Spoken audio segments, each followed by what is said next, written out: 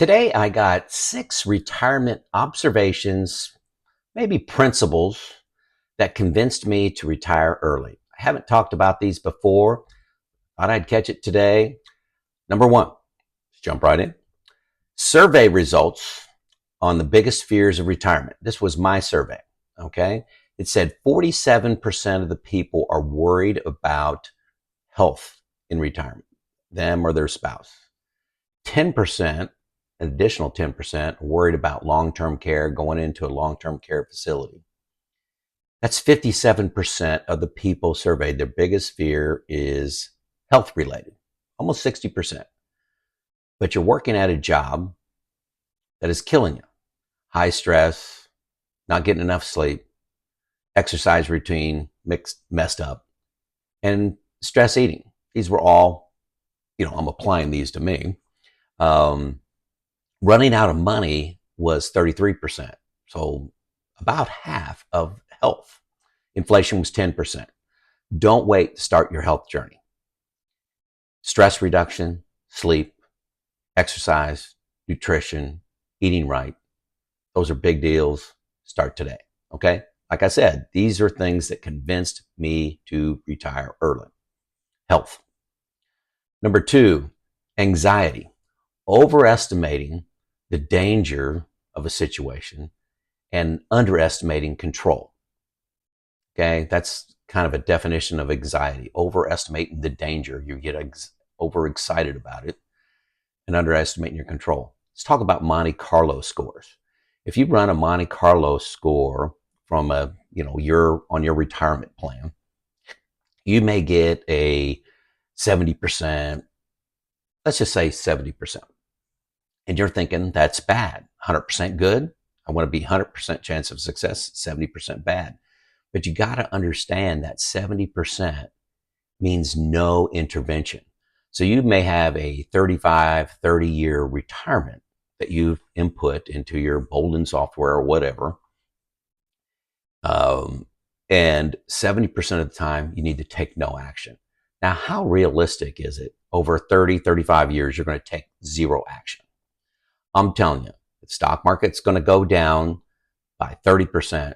You're going to curb your spending. You're going to go out to eat a little less. You're going to maybe dial back your go-go spending. Maybe it's a travel vacation that you'd planned. You may take one less, or you may take a driving vacation and not go to Europe that year or whatever your plans are.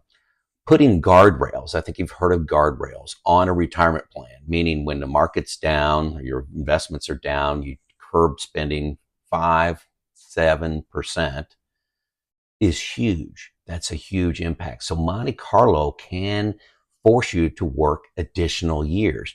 You're trying to get that 90, 95, 99. And you need to understand the definition of that. That means no intervention, which 100% of the people, 100% of people are going to make an intervention over 30, 35 years. Number 3, and these, like I said, these all apply to me. These are all things that helped me retire.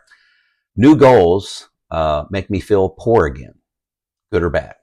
So imagine you want to meet, you want to have $1 million in your 401k, your IRA, retirement account, before you decide to retire. Well, what happens? Inflation's a little bit higher than you expected.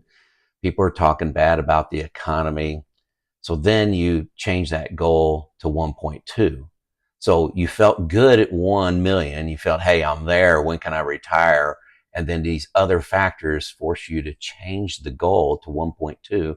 And now you feel poor again, and you got to strive more. So moving the goalpost, very common. And it's anxiety, it's fear, and a lot of those things wrapped up cause you to make new goals. I did that. That was my issue. It's happening in retirement too. I've got quite a bit more money now than when I did when I retired, and sometimes I'm just a little guarded about spending that money.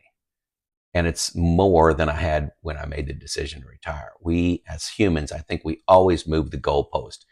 It's never perfect. We always have a little bit of fear, a little bit of anxiety around what can go wrong. think we are wired that way. There's a lot of studies on that where, you know, we handle fear has twice the emotional reaction in us than success or good news. I think that helped us survive in the jungles and in the savannah, uh, just in case there was a lion trying to get us. So, hey, folks, got three more, but hey, my name is Joe. I'm sharing my journey in retirement, some of my fears, my decisions, what I'm doing with my money, where it's located, decisions around Social Security, life insurance, long-term care, um, Roth conversions. That's going to be a later video. I'm sharing all that to help you on your journey, not to be prescriptive, but just, hey, here's one man's journey that he's talking through. I've got a challenge today. 40%, this was shocking to me, 40% of the people that watch this content are watching on a television. And when you're watching on a television, it's hard to subscribe. I am 1,100 subscribers short of 100,000.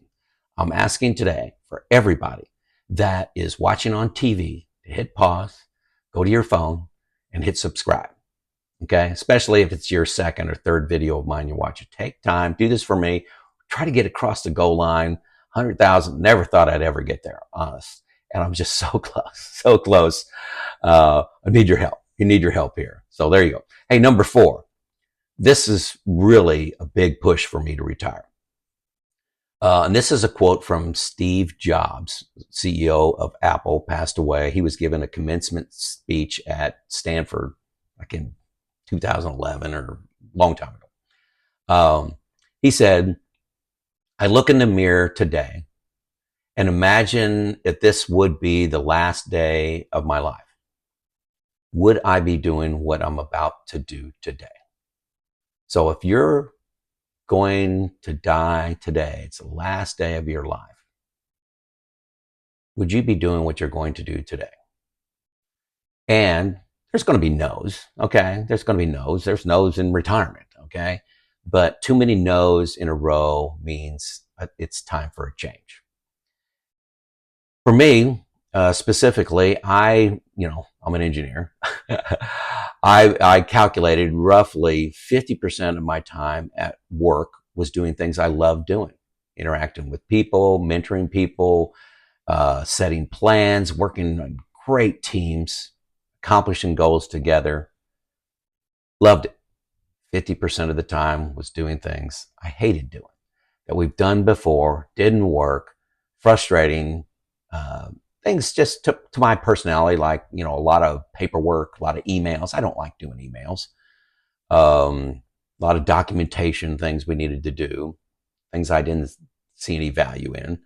But that number was 50%. And I made the decision there was too many days in a row I said, no, I don't want to be doing this. So I wanted to control my time. Number 5, the perfect retirement plan is never going to be evident when you're making the decision to retire. This may be a little confusing, but let me explain more. Connecting the dots. This is like, how was I able to retire early? I can only see the actions I took. Started saving at 22, put it in 100% equities, lived below my means, managed the car game, didn't, spend exorbitant amount of money on stuff and cars, saved and didn't panic during downturns. Those dots that connected to me retiring at 54 weren't evident when I was making the decision. It's only evident now at the age of 61, looking backwards and say, here are the steps it took me to retire. So it's never evident that you have the perfect plan until you can look in the rearview mirror after you're on the top of the mountain. But so this leads to a rule I try to follow is do the next right thing. Do the next right thing. Since you don't have perfect visibility of what a great plan is looking forward, you only have it backward, just do the next right thing. And good chance those dots are going to connect for you to retire early. This helped me. This was a quote by Lou Holtz, do the next right thing. Lou Holtz was a coach of Notre Dame years ago. Number 6, You've heard this before, but I don't think I've talked about it. Money doesn't grow on fees. You got to watch your fees, that are, like little termites eating away at your money. But people think of they got two choices in doing a retirement plan. One, they go full assets under management and pay 1% of their assets being managed every year to a financial advisor. That could be a great choice. About a third of the people that in this audience do that. Or you go full DIY, just do it yourself and don't pay anybody any fees and just go pure index funds. Those are not the only two choices. Okay. And you got to ask the question of what do you get for those fees? It's not just money you're burning. Okay. You may decide I don't want to do a lot of the research and studying on my financial plan, so paying a financial advisor makes perfect sense. But for me, I like being in the middle of this. I found two companies, Defining Wealth and Donaldson Capital Management, that'll do a $300 plan review for you. So you upload your Boldin plan to them or your plan on your spreadsheet, whatever it is. And for $300, they'll study it for an hour and a half. They get pretty good at this. And then they'll have a call with you and talk about the strengths and weaknesses inside your plans for $300. To my knowledge, they're the only two companies in the world doing that. And upon my insistence and my meetings with them and developing what that looked like, now, Defining Wealth, if you reserve a time during the month of December, you can have the meeting in January or February, March, but if you reserve your time during December, they've reduced that to $250 to encourage you at this time of reflection into the year to take control of your retirement. $250, they'll do this plan review that can be scheduled in January, February, but you have to reserve it on the calendar by the link below in the month of December to get a $50 discount. That's great. But yeah, you can do it yourself and then have a certified financial planner check it out for $250 or $300. Donaldson Capital Management is outstanding as well. I've heard 100% positive, overwhelmingly positive and impactful feedback on this $300 plan review. And they always find something. The lowest number I've heard them find is 2 major corrections, as high as 12. Okay. You can also do a plan creation. Okay. You don't have, like I said, we're back to, do it yourself or full assets under management. You can have somebody create a plan.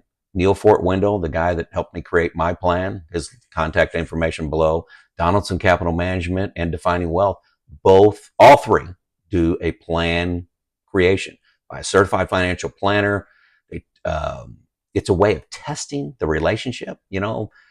Put your big toe in the water. Do I really want to go full assets under management? You can test that relationship by getting a plan created in 12 months of engagement. I mean, and these three firms are offering this from $3,000 to $4,500. Takes several weeks to put this plan together for you. They're investing 10, 12 hours into this, and then they'll review it with you. And like I said, you get engagement afterwards where you can contact them with an email or a phone call. And if you decide you don't like them, it's not a match after 11 months, or you decide to go full DIY, no worries. It's an easy exit. I think you're going to like them though, but it's a way of testing it. I've worked with all three of these people, met them live. You saw my videos from Defining Wealth, a couple back.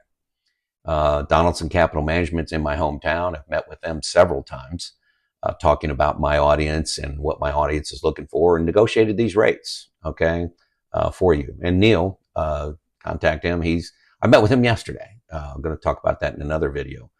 So there you go. Those are 6 things that helped me